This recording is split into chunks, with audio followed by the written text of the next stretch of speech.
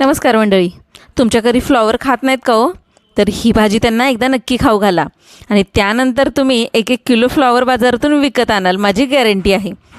तर मंडळी, आज आपण अशी भाजी बनवणार आहे की तिच्या वासानेच भूक नसली तरी भूक लागेल. एकदम झणझणीत, चमचमीत आणि घरच्या घरी हॉटेलसारखी आपण फ्लॉवरची स्पेशल भाजी बनवणार आहे. ही भाजी बनवायला खूपच सोपी आहे आणि चवीला तर एकदम हॉटेलच्या भाजीसारखी लागते. घरच्या घरी कमी वेळामध्ये बनणारी ही फ्लॉवरची भाजी तुम्ही नक्की ट्राय करा बरं का. ही जर भाजी तुम्ही एकदा बनवलीत ना, फ्लॉवर न खाणारेसुद्धा फ्लॉवर मागून मागून खातील. एवढी सुंदर आणि टेस्टी ही भाजी लागते. त्यामुळे ही रेसिपी अजिबात स्किप करू नका आणि पटापट व्हिडिओ पाहून तुमच्या घरीसुद्धा अशी फ्लॉवरची भाजी तुम्ही नक्की ट्राय करा. आणि बनतेसुद्धा कमीत कमी वेळामध्ये आणि कमीत कमी वेळामध्ये बनणाऱ्या भाजीला चव तर अप्रतिम लागते. एकदम घरचं साहित्य सगळं आणि एकदम 10 ते 15 मिनटामध्ये तुमची भाजी बनवून तयार होणार आहे. आपल्याकडे फ्लॉवर होता, त्या फ्लॉवरची आपण अशी सगळी फुलं काढून घेतलेली आहेत. फ्लॉवर चिरायचा नाही आहे, हातानेच मोडून घ्यायचं आहे आणि पाण्यात टाकायचा, म्हणजे त्याच्यावरची घाण काय असेल ती निघून जाईल. पुन्हा तो नितळून ठेवायचा. गॅस चालू केला आणि त्याच्यावर आपण कढई ठेवली. कढईमध्ये 1 चमचा तेल घातलं, त्याच्यामध्ये थोडी हळद टाकली आणि तो सगळा फ्लॉवर याच्यामध्ये घालून घेतलेला आहे. फ्लॉवर घातल्यानंतर छान असा डाग पडेपर्यंत आपण त्याला फ्राय करून घ्यायचं आहे आणि छान वाससुद्धा सुटतो आहे बरं का त्याचा.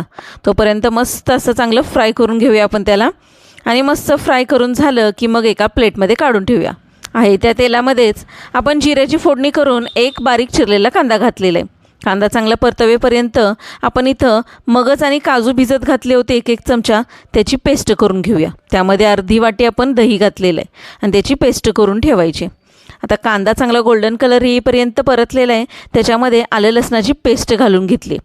म्हणजे आलं लसणाची पेस्ट मागून का घालायची की तो आलं लसूण आहे ना करपून जात नाही, कांद्याबरोबर छान शिजला जातो. आणि नंतर आपण जी काजूची पेस्ट बनवली होती ती यामध्ये घातली. माझं नेहमी असं होतं बघा, मसाला जो घातला आहे ना त्याचा व्हिडिओ स्किपच झाला. आपण याच्यामध्ये लाल तिखट, धनेपूड आणि हळद घातली आणि छान असं मिक्स केलं. फ्लॉवर घालून घेतला आहे. त्याच्यानंतर त्यामध्ये वाटाणे थोडे घातलेत आणि चांगलं परतवून घेतलेलं आहे.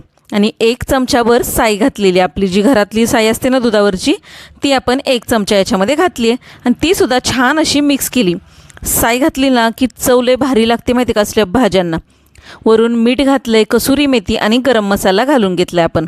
आणि नंतर मग मिक्स करून आपल्याला ना हे शिजण्यासाठी थोडंसं पाणी घालायचं आहे. यामध्ये अर्धी वाटी मी पाणी घातलेलं आहे. तुम्ही तुमच्या अंदाजाने घाला. तुम्हाला जर अशी लपतपीत भाजी हवी असेल तर तुम्ही थोडंसं जास्तीचं पाणी घालू शकताय. झाकण ठेवून मस्त अशी भाजी आपली 5-6 मिनटामध्ये शिजते आणि मस्तपैकी बघू शकता 1 नंबर अशी आपली फ्लॉवरची भाजी तयार झाली.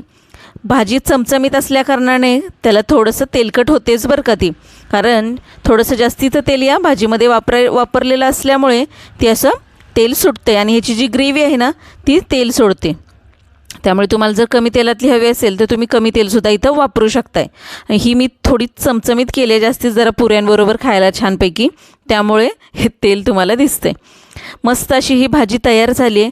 आणि अशा चवदार, सोप्या आणि मस्त चमचमीत रेसिपी जर तुम्हाला बघायच्या असतील घरगुती पद्धतीच्या तर माझ्या चॅनलला सबस्क्राईब करून ठेवा.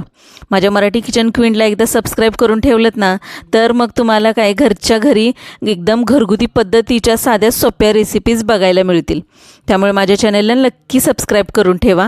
आणि व्हिडिओ जर तुम्हाला आवडला असेल तर व्हिडिओला लाईक, शेअर, सबस्क्राईब करायला विसरू नका. आणि ही भाजी बनवल्यानंतर कशी झाली होती हे सुद्धा मला सांगायला विसरू नका. नक्की कमेंट करून सांगा की तुमची ही भाजी कशी झाली होती. माझ्या घरी तर अप्रतिम झाली होती ही भाजी आणि माझ्या मुलांना तर भरपूर आवडली. मुलांनाच काय मोठ्यांनासुद्धा भरपूर आवडते. आणि डब्यासाठी जर तुम्ही ही भाजी एकदा दिलीत ना तर चाटून पुसून डबा खातील, एवढा भारी आपल्या या भाजीची टेस्ट आहे. त्यामुळे तुम्ही ही रेसिपी अजिबात स्किप करू नका. तुमच्या घरच्यांना नक्कीच ही भाजी खाऊ घाला आणि मला कमेंट करून सांगा तुमची भाजी कशी झाली होती. आणि अशा छान छान घरगुती पद्धतीच्या रेसिपीज तुम्हाला हव्याच असणार आहेत. त्यामुळे माझ्या चॅनलला सबस्क्राईब करून ठेवा आणि व्हिडिओ आवडला असेल तर व्हिडिओला एकदा लाईक करा. थँक्यू.